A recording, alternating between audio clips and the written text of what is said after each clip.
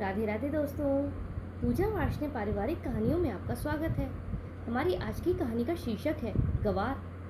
गांव की सीधी सादी सीमा रसोई में चूल्हे के पास खड़ी थी।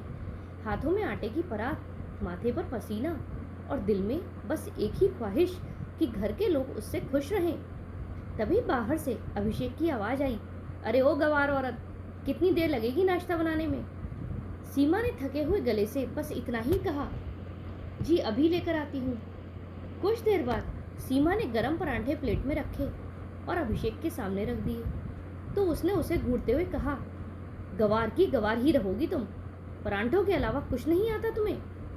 इतना कहकर वो बिना नाश्ता किए ही ऑफिस निकल गया। सीमा की आंखें कुछ पल को नम हुई, पर फिर वो चुपचाप बर्तन धोने लगी। इस घर में सीमा के सिवा उसका पति अभिषेक, उसकी सास लता देवी और ननद सोनाली रहती थी। ससुर जी की डेथ हो गई थी। सीमा गांव से थी। उसके पापा और अभिषेक के पापा बचपन के दोस्त थे। एक शादी में लता देवी ने सीमा को देखा और गांव की सीधी लड़की को बहू बनाकर ले आई। पर यह रिश्ता सीमा के लिए जैसे सजा बन गया था। अभिषेक को कभी भी यह रिश्ता मंजूर ही नहीं था।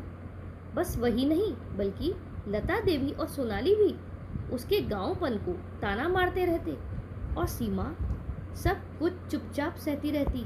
7 साल से उसकी दुनिया बस एक जगह रोशन थी, उसका 5 साल का बेटा आरव। उसी में उसकी सारी खुशियां थी। पर वक्त ने सीमा से सब कुछ सहन करवाया, यहाँ तक कि उसने ताने भी अपनी किस्मत मान लिए। पर एक दिन सब कुछ बदल गया।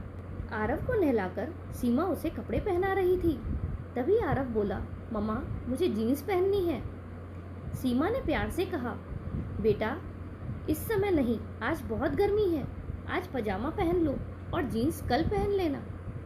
तभी आरव गुस्से से बोला, पापा सही कहते हैं, आप गवार हो, आपको कुछ नहीं आता।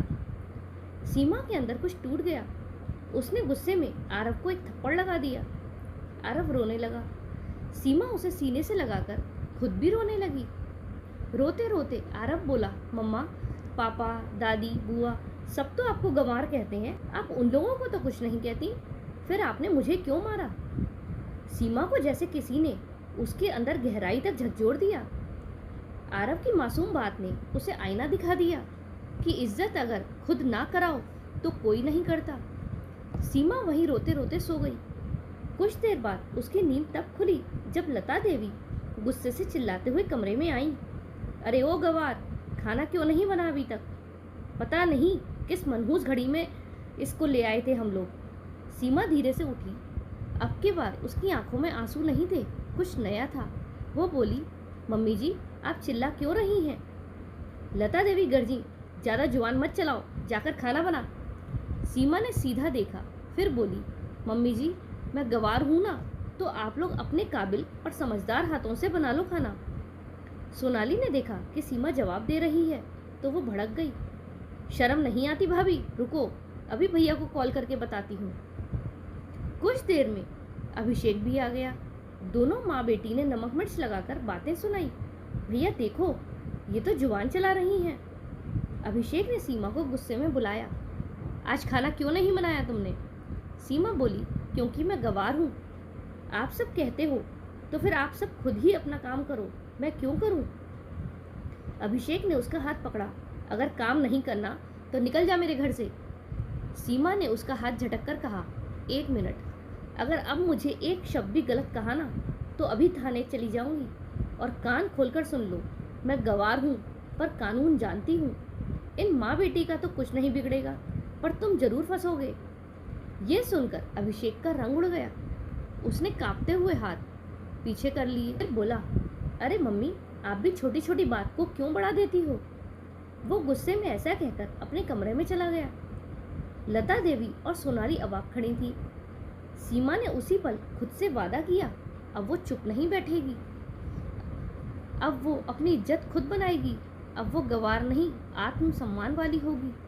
दोस्तों, अगर आप खुद अपनी इज्जत नहीं करोगे तो कोई और क्यों करेगा? दोस्तों, आपको ये कहानी कैसी लगी कमेंट में ज़रूर बताइएगा।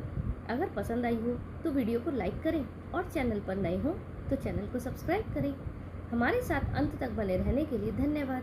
जय श्री राधे।